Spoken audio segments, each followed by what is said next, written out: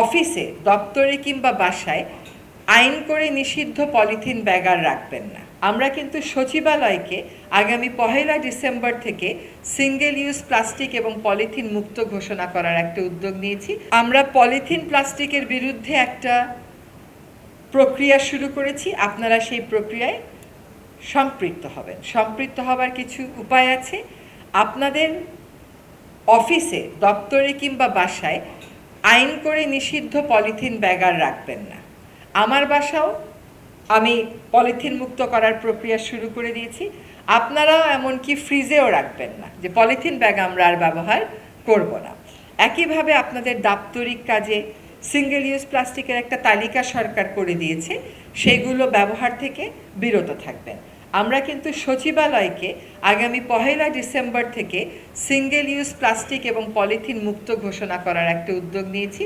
আপনারা দেখেছেন যে প্রধান উপদেষ্টার কার্যালয় থেকে শুরু করে সকল জায়গাতে এখন আর অন্তত আমি বলবো 98% সরকারি সভাতে প্লাস্টিকের বোতল দেখা যাচ্ছে না।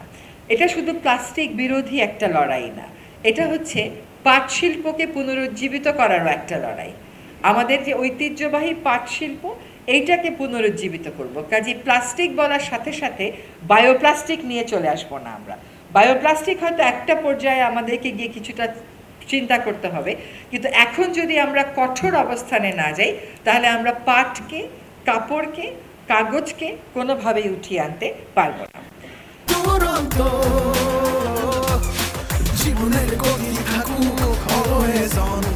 আমরা ঠিক করে আগামী 24 তারিখে 19টি জেলায় দেশের পাহাড় আছে, সেই দেশের সেখানকার ডিসিদের সাথে বসবো এবং সেখানে ভূমিমন্ত্রীও থাকবেন।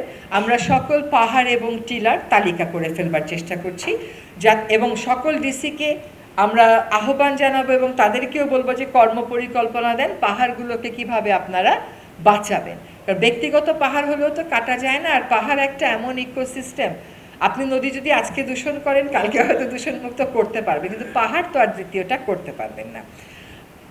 যদি আমরা আমাদের বাতাসের কথা বলি, এই বাতাসটা আজকে কাজ শুরু হলেও 8 থেকে 10 বছর লাগবে সহনীয় পর্যায়ে আনতে।